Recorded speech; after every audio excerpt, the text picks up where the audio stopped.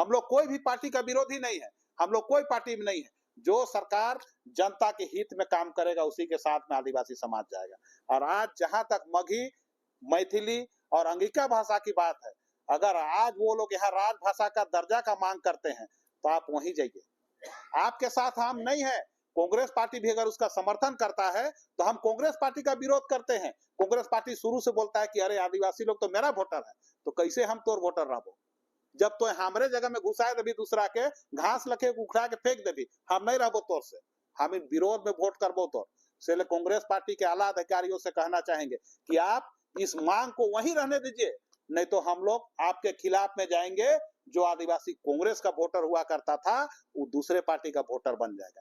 इसलिए आज हम लोग दादा, जो आज के जो आपका प्रेस वार्ता विशेष बैठक जो रखा गया प्रेस क्लब में, इसका मेन उद्देश्य क्या था? सबसे पहले आपके चैनल के तमाम दर्शकों का मैं अपने पूरे समाज की ओर से अभिवादन करता हूं, सबको जोहार करता हूं।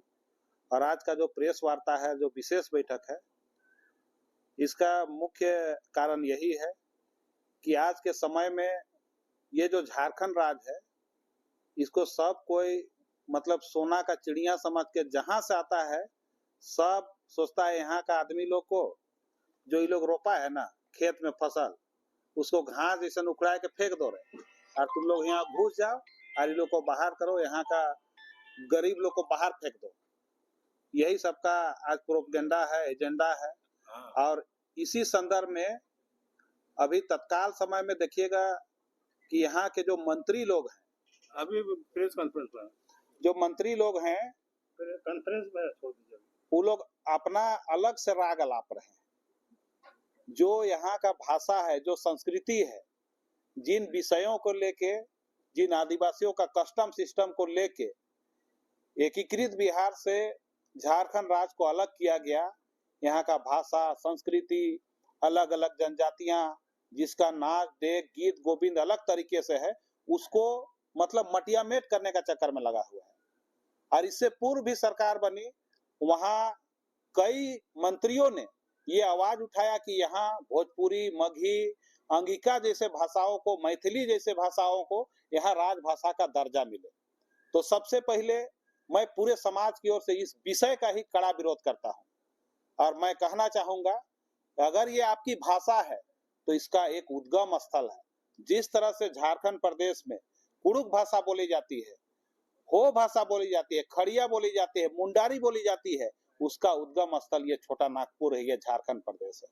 तो मैथिली, अंगिका, जो भोजपुरी भाषा है, मगही है, इसका उद्गम स्थल बिहार है। तो इन भाषाओं को वहीं बोलनी चाहिए। और आज मैं इस मंच से कहना चाहूंगा कि समाज किसी भी भाषा का विरोधी नहीं है, हम लोग भाषा का विरोध नहीं कर रहे हैं। आप बोलिए, हमारे लोग भी अन्य राज्यों में रहते हैं। अगर क्या मैं मांग करूंगा कि बिहार में आप कुड़ुक भाषा को मान्यता दीजिए, क्या देंगे? आज तो यहाँ ऐसा षड्यंत्र चलता है कई अफसरों के द्वारा कि खूंटी जैसे जिला में, जब भी बाद में जिला बना, वैसे जगह में जहाँ मुंडा क्षेत्र है, वहाँ मुंडा भाषा को ही हटा दिया गया। आज वहाँ लोग चिंतित है, वहाँ के मुंडा भाई लोग बोल रहे हैं कि यहाँ कुड़ुक को, खड़िया को और नागपुरी को ले लाया। क्या मजाक है यार, वहाँ मुंडा क्षेत्र है तो मुंडारी भाषा होना चाहिए। उसी तरह से आज हम लोग इसी के संदर्भ में प्रेस कॉन्फ्रेंस कर रहे थे और एक बैठक था जिन मुद्दों पे आदिवासी समाज शुरू से गंभीर रहा है। आज ये भारत देश, जिसका इतिहास ये है कि आज सुप्रीम कोर्ट ने भी कहा कि ये देश आदिवासियों का है, यहाँ के मूल निवासी आदिवासी है, लेकिन फिर भी हमारे पुरखों ने जिन लोगों का प्रवेश दूसरे देशों से हुआ, उनको शहर स्वीकार करते हुए इस जगह यहाँ रहने के लिए जगह दिया। और देश गुलामी भी हुआ और आजादी की लड़ाई भी हमारे पुरखों ने लड़ा। लेकिन जब यहाँ धर्मकोड की बात आती है, हमारे कई साथियों ने कहा कि 89 की बात है, 89 में जब हमारे लिए कोलम था, हम लोग सरना धर्म में टीक मारते थे, वो हमारे लिए भी है। मैं 92 बैच का स्टूडेंट हूँ, हम लोगों ने भी उस समय टीक मारा था सरना में। तो क्या परिस्थिति बन गई कि आज उसको भी हटा दिया गया। आज कई बड़े बड़े आंदोलन आज हम लोग कर रहे हैं, झारखंड में, बंगाल में, बिहार में, आज कई तरह के आंदोलन हो रहे हैं। आज हम लोग दिल्ली में भी कई बार दस्तक दिए, लेकिन इसका परिणाम क्या होता है? हर जगह राजनीति होता है। केंद्र सरकार का यहाँ प्रतिनिधि आता है, जब चुनाव होता है तो माननीय प्रधानमंत्री जी हैं, माननीय गृह मंत्री जी हैं, बोलते हैं कि अगर झारखंड में हमारी सरकार बनी तो हम सरना धर्म कोड देंगे। तो क्या सरना धर्म कोड केवल झारखंड के लिए मिलेगा? आज हमारे लोगों ने साबित किया है। 2001 की जनगणना हम लोगों ने देखा करीबन 40 लाख लोगों ने पूरे देश के किस राज्यों में धर्म कोड अंकित किया था। भले ही अज्ञातवास कई लोगों ने अलग अलग नाम से धर्म कोड अंकित किया, लेकिन 2011 में काफी लोग जागरूकता हमारे समाज के अगुवाओं ने किया। और उस सेंसस रिपोर्ट को हम लोग देखे तो देश का 28 राज्यों में 80 लाख लोगों ने धर्म कोड अंकित किया। कुछ लोगों ने फिर भी उराव धर्म लिख दिया, कुछ लोगों ने मुंडा लिखा, कुछ लोगों ने कोया पूनम लिखा, कुछ लोगों ने सारी धर्म लिखा, कुछ लोग आदिवासी लिखे, कुछ आदि लिखे। इस तरह से एक नंबर में सरना 49,57,467 हमारे लोगों ने देश के 28 राज्यों में लिखा। दूसरा नंबर में गोंडी जनजाति के लोगों ने 10 लाख लिखा था।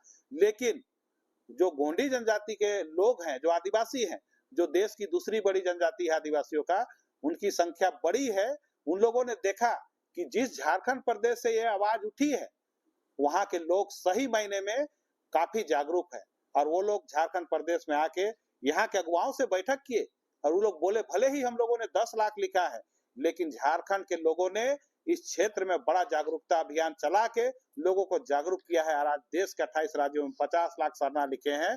हम सरना लिखने का काम करेंगे।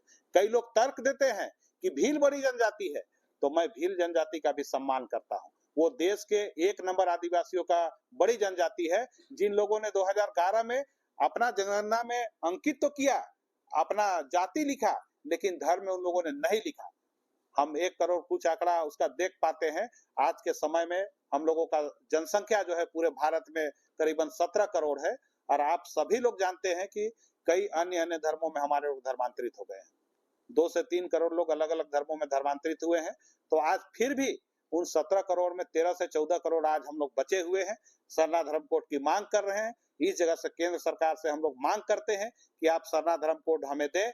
अभी एक जनगणना हो रहा है, लोग को मतलब अलग तरीके से डाइवर्ट करके जनगणना कराया जाता है। हम लोग उम्मीद करते थे कि इसी जनगणना में जो 2 बार जनगणना होगी, इसी में एक कॉलम होगा, अलग से अन्य का कॉलम, जिसमें हमारे आदिवासी लोग अपना अपना धर्म अंकित करेंगे।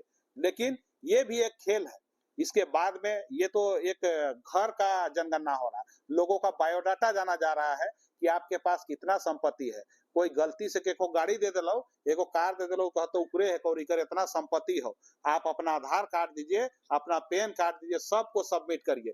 तो घर में का हो, कतई बिल्डिंग हो, कतई गरु हो, कतई छगरी हो, सब उसमें गिना रहा है। लेकिन 2027 में जनगणना होगा।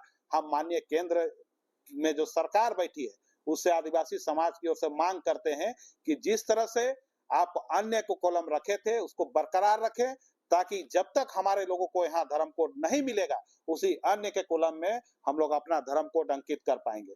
और आज मैं इस मंच से कहना चाहूंगा कि ये देश धर्मनिरपेक्ष देश है। और कोई भी देश आज डेवलप कर रहा है, बड़ा बड़ा डेवलप कंट्री है, तो उसके पास नीति है, उसके पास एजेंडा है। आज हर राज्य के पास अलग अलग एजेंडा है, लेकिन यहाँ तो लोग धर्म के नाम पे लड़ाई लगवा रहे हैं और एक दूसरे से आदमी लड़ रहा है, एक दूसरे का खून बहा रहा है। आज आदिवासी समाज को इस देश का पुरखा कहा गया, पुरखा है भी, लेकिन आज आदिवासियों का सम्मान कहाँ है?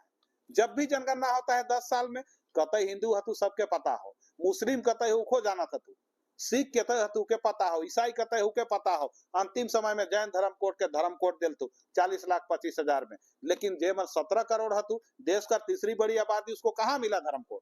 उसका सही आंकड़ा कहाँ पता चला? आज हम लोग देखते हैं कि देश में जितना जनजाति को धर्म कोड मिला, जितना जाति को धर्म को मानने वाला, सबके लिए अलग अलग न्यास बोर्ड है। आज झारखंड प्रदेश में भी रह के जब हम लोग हिंदू अंचल में जाते हैं, तो वहां देखते हैं हिंदू न्यास बोर्ड का अलग से ऑफिस है। हम इनकर कहाँ हो?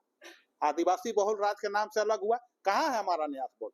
तो आज हम लोग इसीलिए केंद्र सरकार से अपना धर्म कोड, अपना धार्मिक पहचान मांग कर रहे हैं, जो हमारा पुरखों का चिर परिचित मांग है। अगर हम लोग को धर्म कोड मिलेगा, तो ठीक हम लोग का सही जो जनगणना का आंकड़ा है वो पता चल पाएगा और हमारे लिए एक अलग से न्यास बोर्ड गठन होगा। ये उम्मीद आज हम लोग लगाए बैठे हैं।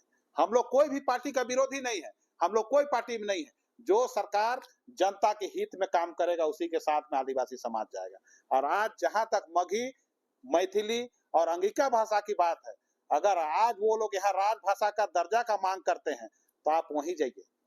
आपके साथ हम नहीं है, कांग्रेस पार्टी भी अगर उसका समर्थन करता है तो हम कांग्रेस पार्टी का विरोध करते हैं। कांग्रेस पार्टी शुरू से बोलता है कि अरे आदिवासी लोग तो मेरा वोटर है, तो कैसे हम तोर वोटर रहो, जब तो हमरे जगह में घुसाए देवी दूसरा के, घास लखे उखड़ा के फेंक देवी, हम नहीं रहबो तोर से, हम इन विरोध में वोट करबो तोर से। कांग्रेस पार्टी के आला अधिकारियों से कहना चाहेंगे कि आप इस मांग को वहीं रहने दीजिए, नहीं तो हम लोग आपके खिलाफ में जाएंगे। जो आदिवासी कांग्रेस का वोटर हुआ करता था वो दूसरे पार्टी का वोटर बन जाएगा। इसलिए आज हम लोग यहाँ प्रेस कॉन्फ्रेंस किए हैं और आज इस जगह से हम लोग फिर से एक उलगुलान, एक संकल्प के साथ में आज बैठक का समापन करेंगे। आज कई वर्षों के आंदोलन के बाद हमारा हक अधिकार अगर नहीं मिलेगा, हमारे बाल बच्चों को एजुकेशन डेवलपमेंट नहीं मिलेगा, तो हम लोग आंदोलन करेंगे और अपने हिसाब से भी हम लोग चलने का काम करेंगे। तो आज का विषय यही था और अपने तमाम अगुवाओं को कहेंगे कि अपने अपने क्षेत्र में लोगों को जागरूक करें और जनगणना में किसी तरह का गड़बड़िया ना हो, आप सही सही जानकारी दें। आपके मीडिया के माध्यम से कहना चाहेंगे सभी लोगों का कि जो भी जनगणना पदाधिकारी आएंगे सबको सही सही जानकारी दीजिए।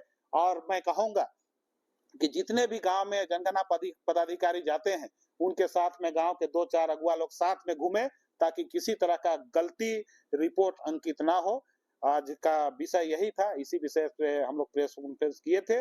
और इस मुद्दे के साथ साथ मैं कहूंगा केंद्र सरकार को कि आप अगर केंद्र में सत्ता में है, सभी लोग सत्ता में आने के लिए कई तरह का प्रोपेगेंडा अपनाते हैं, तो आप एक ऐसी नीति लाइए जिससे आप सत्ता से कभी नहीं लेंगे। आप ये कानून बना के लाइए ना कि हर साल जो 10 लाख नौकरी देंगे, बोलते नौकरी कहां से दोगे यार, तुम कानून बना के लाओ ना कि हर साल 10 लाख नौकरी बनाने का कानून हम बनाते हैं। आप सदन में लाओ इस बिल को और पारित करो, आप 10 लाख नौकरी दीजिए। और जिस तरह से हम झारखंड प्रदेश की सरकार से भी कहना चाहेंगे कि ये एक बिजनेस हब होना चाहिए, यहाँ पे रोजगार तभी मिलेगा। आज गुजरात का लोग उदाहरण काहे देते हैं उदाहरण, वहां समुद्र है, बाहर से आता है सब कुछ, इसीलिए अरे समुद्र यहाँ भी बन सकता है, इसको एक तो हब बनाइए। आज यहाँ जो जमीन का जो भूमि बैंक आप बना लिए, आज हम लोग नहीं जानते होंगे कौन कौन जमीन को भूमि बैंक में डाला, लेकिन बाहर से जो लोग आएगा ना वो बताएगा कि भूमि बैंक में कहाँ कहाँ का जमीन है। जंगल झाड़ सबको डाल दिया, हम लोग का व्यवस्था को जमीन को डाल दिया, गांव का गरमजरुआ जमीन चल गया, बिना सहमति का हुआ कुछ नहीं बनेगा, आप कैसे ले लीजिएगा उसको।